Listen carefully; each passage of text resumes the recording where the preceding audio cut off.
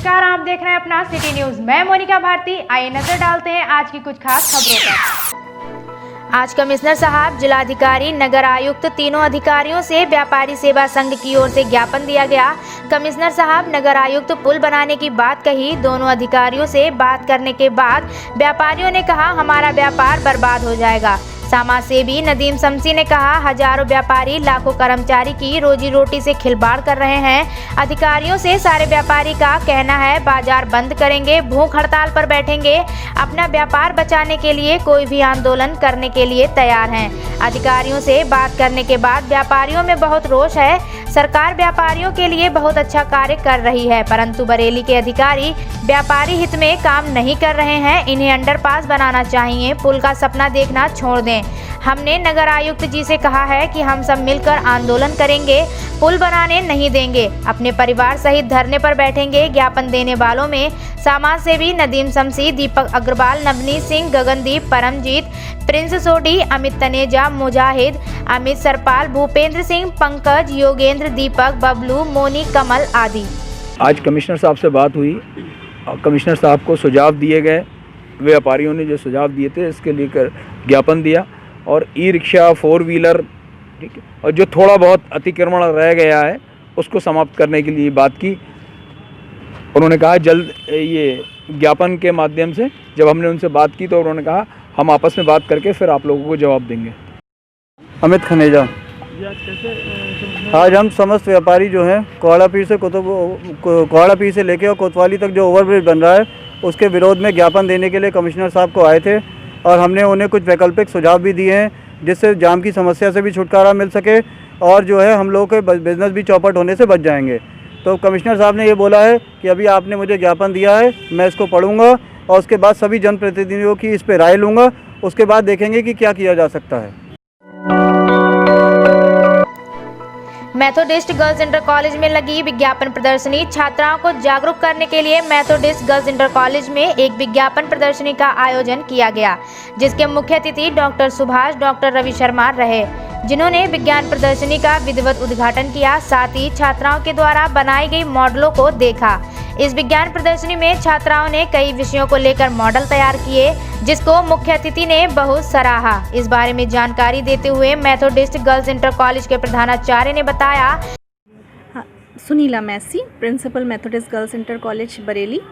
आज हमारे विद्यालय में समग्र शिक्षा के अंतर्गत माध्यमिक विद्यालयों में विज्ञान प्रदर्शनी आयोजित किए जाने का जो दिशा निर्देश था, उसके अंतर्गत हमारे विद्यालय में भी एक जूनियर ग्रुप में और सीनियर वर्ग में विज्ञान प्रदर्शनी का आयोजन किया गया, जिसमें मुख्य रूप से हमारे जो उसमें जज थे डॉक्टर सुभाष चंद्र मौर्य, जो प्रधानाचार्य राजकीय माध्यमिक विद्यालय तालगोटिया क्यारा बरेली से, और डॉक्टर रवि प्रकाश शर्मा, प्रवक्ता विष्णु इंटर कॉलेज बरेली, वो यहाँ पे आए और उन्होंने बच्चों के जितने उन्होंने मॉडल्स दिए थे उनको देखा और उनको जज करा। वही हमारे मुख्य अतिथि भी थे और इसमें हमारे विद्यालय की दीपशिखा मैम हैं, गीता मैम हैं, भावना बेदी, पॉल मैम हैं। इन लोगों ने सहयोग प्रदान किया और बच्चों ने बहुत उत्साह से इसमें पार्टिसिपेट करा, क्योंकि जबकि आप जान रहे हैं कि इन दिनों में बच्चे ज़्यादातर ऑनलाइन ही शिक्षा ग्रहण कर रहे हैं कोविड-19 के प्रकोप को देखते हुए, फिर भी बच्चों ने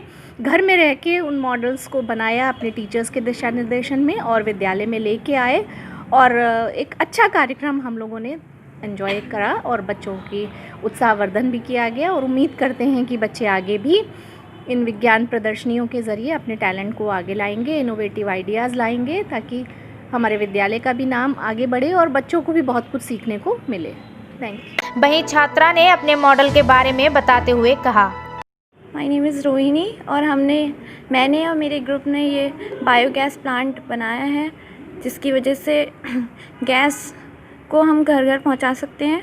इससे बहुत सारे फ़ायदे हैं कि ये इससे पर्यावरण प्रदूषित नहीं होता है और ये इससे लकड़ियों की भी बचत होती है, जिससे वृक्ष नहीं काटने पड़ते हैं। और ये इसका हम बहुत जगह यूज़ कर सकते हैं। ईंधन में यूज़ होता है और होटल में, इलेक्ट्रिसिटी में इसका बहुत यूज़ होता है और ये बहुत यूज़फुल चीज़ है जो हमने बनाई है। मेरा नाम दिव्या सिंह है, मैं 12th क्लास की हूँ और मैंने साइंस मॉडल बनाया है विंड टरबाइन पे। किस तरीके से बिजली बनती है और कैसे घरों तक पहुंचाई जाती है, इस तरीके का हमने प्रदर्शन किया है। और ये मेरा मॉडल है।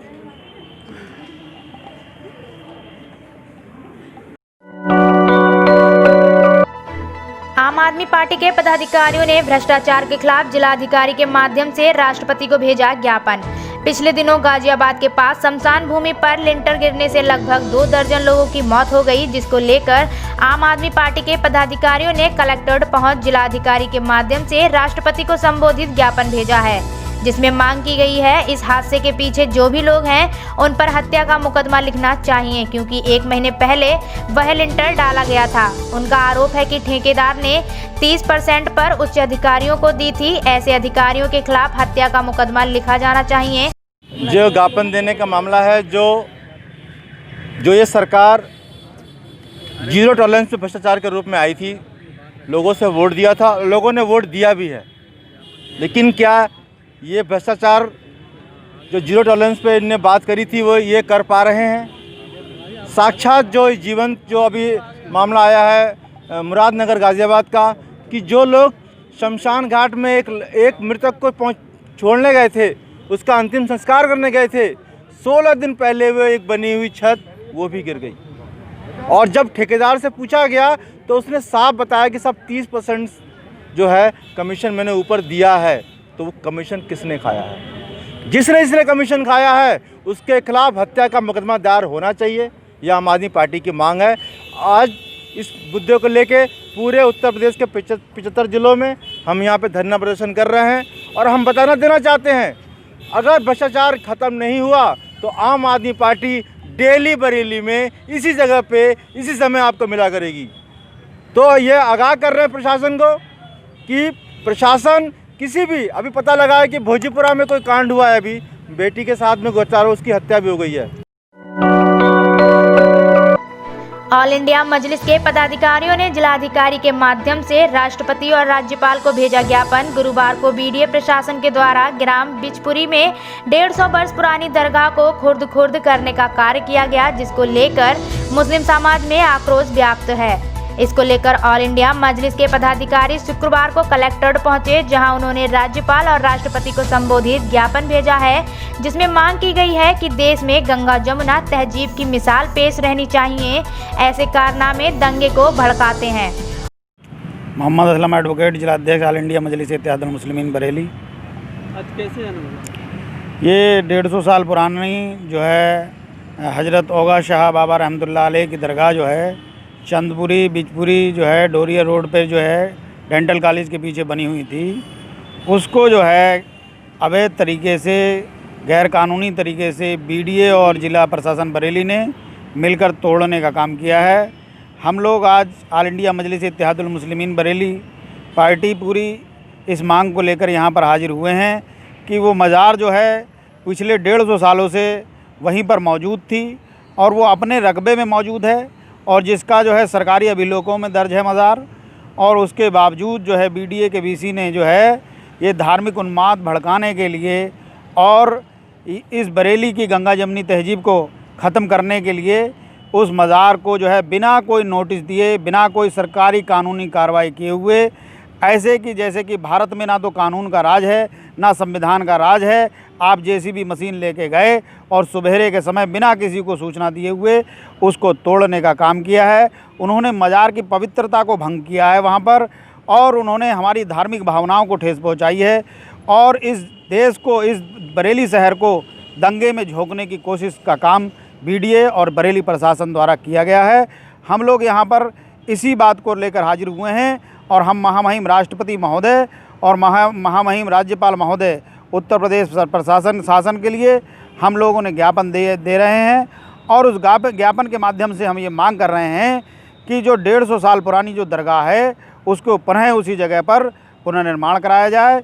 बीसी को तुरंत जो है बीडीए के बीसी को तुरंत तत्काल प्रभाव से बर्खास्त किया जाए और उन लोगों ने, जो भी लोग बरेली प्रशासन के और बीडीए के इस कुकृत्य में शामिल हैं, उनके खिलाफ धार्मिक भावनाएं भड़काने का केस दर्ज करते हुए उनको जेल में डाला जाए और उनको ये समझाया जाए कि किसी भी सूरत में इस देश के संविधान के साथ और इस देश के कानून के साथ कोई भी अधिकारी चाहे कितने बड़े ओहदे पर हो वो काम नहीं कर सकता। उसको इस देश के कानून, इस देश के संविधान के अनुसार और भारत की गंगा जमनी तहजीब को बरकरार रखते हुए काम करना पड़ेगा। किसी की धार्मिक भावनाओं को भड़काने का काम इस देश के अंदर नहीं चलेगा। ये देश हिंदू, मुस्लिम, सिख, ईसाई सबकी एकता के साथ ही चलेगा। और इस तरीके के अधिकारी जो भ्रष्ट अधिकारी हैं, जो बीडीए का अधिकारी जो बीसी है, ये जो कॉलोनाइजरों के लिए काम कर रहा है और मंदिरों और मस्जिदों को तोड़ता घूम रहा है, मज़ारों को तोड़ता घूम रहा है, ये चीज़ किसी भी सूरत में नाकाबिले बर्दाश्त है। हम लोग इसी मांग को लेकर आज महामहिम राज्यपाल और महामहिम राष्ट्रपति महोदय को ज्ञापन दे रहे हैं। यूटा ने नवनियुक्त शिक्षकों के वेतन आहरित करने के संबंध में दिया ज्ञापन। बरेली में 16 अक्टूबर को 648 नवनियुक्त शिक्षकों को परिषदीय विद्यालय में सहायक अध्यापक के पद पर तैनाती दी गई। इसको लगभग 3 माह होने जा रहे हैं, लेकिन वेतन का कहीं भी अता पता नहीं है। United teachers association Utah Bareilly के जिला अध्यक्ष भानु प्रताप सिंह के नेतृत्व में आज दर्जनों नवनियुक्त शिक्षक ज्ञापन देने आए, लेकिन बीसीए विनय कुमार कहीं मीटिंग में होने के कारण नहीं मिले। जिला अध्यक्ष भानु प्रताप सिंह ने बताया, पूर्व में भी नवनियुक्त शिक्षकों के वेतन के संबंध में संगठन बीसीए कार्यालय में 2 बार ज्ञापन दे चुका है। वहीं जिला अध्यक्ष ने बताया कि प्रदेश के सहारनपुर, मैनपुरी, महाराजगंज, कानपुर नगर, काशीनगर, कन्नौज, बलरामपुर इत्यादि 20 से 25 जनपद में शिक्षा मित्र से बने अध्यापकों को पूर्व सत्यापन के आधार पर वेतन निर्गत कराने का आदेश दिसंबर में ही किया जा चुका है, तो कानपुर नगर, मैनपुरी इत्यादि जनपदों में ऑनलाइन सत्यापन कर वेतन निर्गत करने के आदेश कर दिए गए हैं। जिला अध्यक्ष भानु प्रताप सिंह ने बताया, 1 सप्ताह के अंदर यदि अन्य जनपद की तरह बरेली में भी वेतन सूची जारी नहीं की तो संगठन अगले सप्ताह जिलाधिकारी महोदय को इस संबंध में ज्ञापन देकर इस प्रकरण को संज्ञान में लाएगा। वहीं नवनियुक्त शिक्षकों में काफी रोष है कि अधिकांश शिक्षक को 70 से 100 किलोमीटर दूर विद्यालय मिलने से एवं वेतन न मिलने से उन्हें आर्थिक तंगी का सामना करना पड़ रहा है। जिला अध्यक्ष सत्येंद्र पाल सिंह ने बताया